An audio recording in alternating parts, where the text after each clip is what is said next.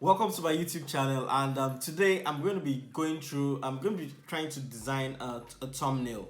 And a thumbnail is really very important when it comes to YouTube because it kind of helps you to compete for the attention of the audience that are going to be scrolling through, thousands of YouTube videos on the same page. So you really want your thumbnail to jump out and attract the audience or the person viewing the page to click on your particular video. It should be very attractive and the colors should be eye-catching, and it should readily tell the viewer what they're going to gain from it, basically. All right, so join me as I start designing a template that I'm going to be using. Yeah, I guess I'm going to be changing it every now and then, but at least for a while I'm going to be using this particular template. So let's just go ahead and design that together.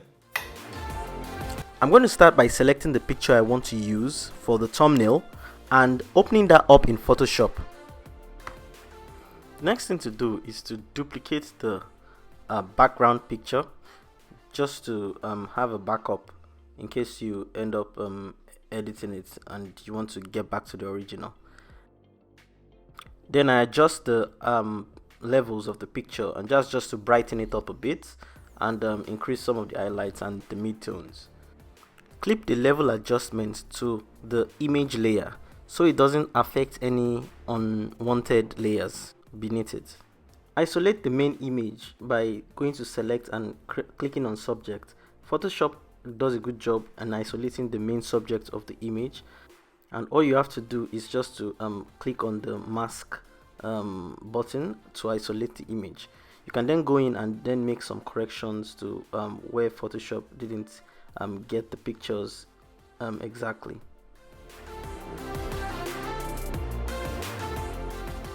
Crop your image and make sure you select 16:9.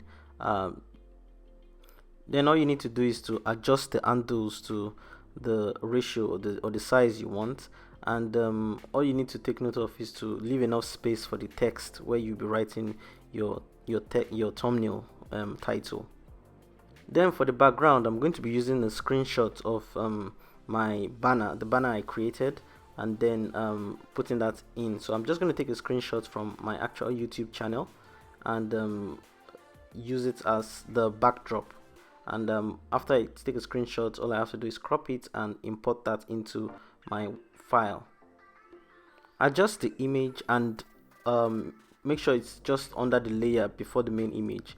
Then select the filter option and go to blur, Gaussian blur, and blur the background because it's a thumbnail and you want them to anticipate what they're going to be seeing when they actually watch the video.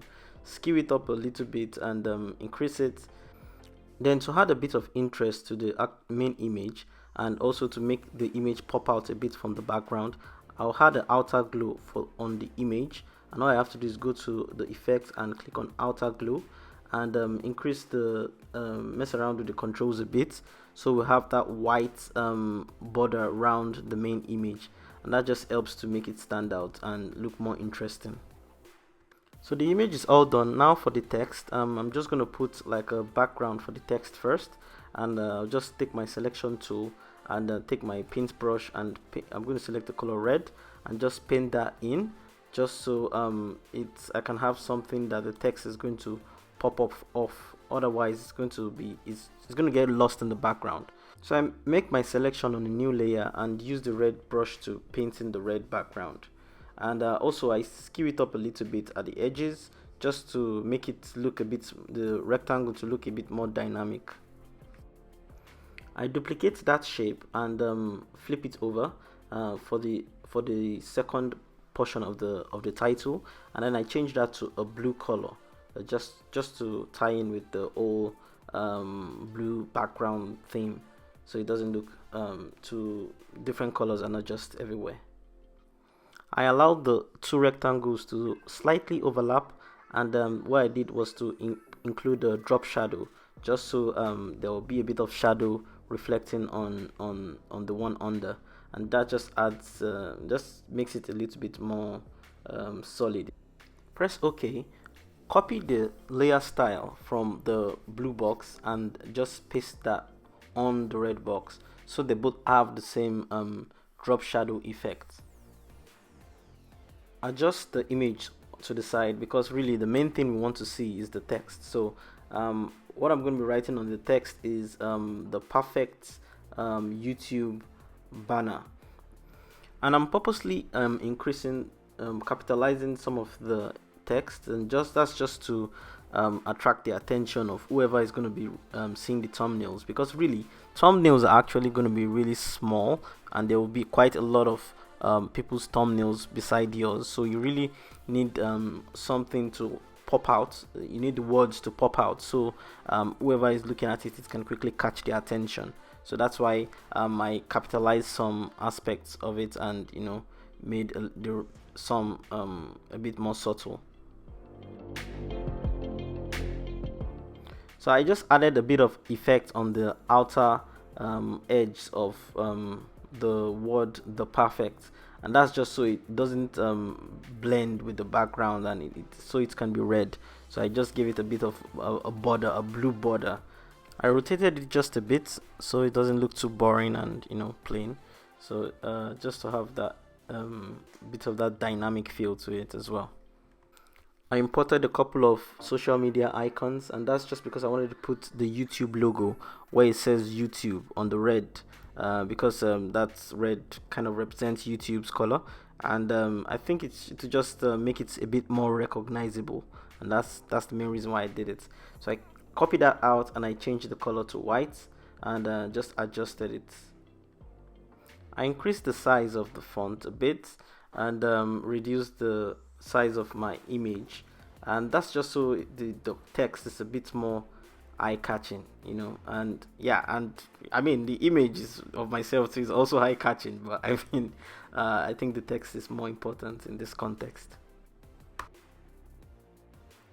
So it takes a bit more adjusting, and just trying to make sure everything is where I feel it's in a good position, a good ratio with the image on the screen.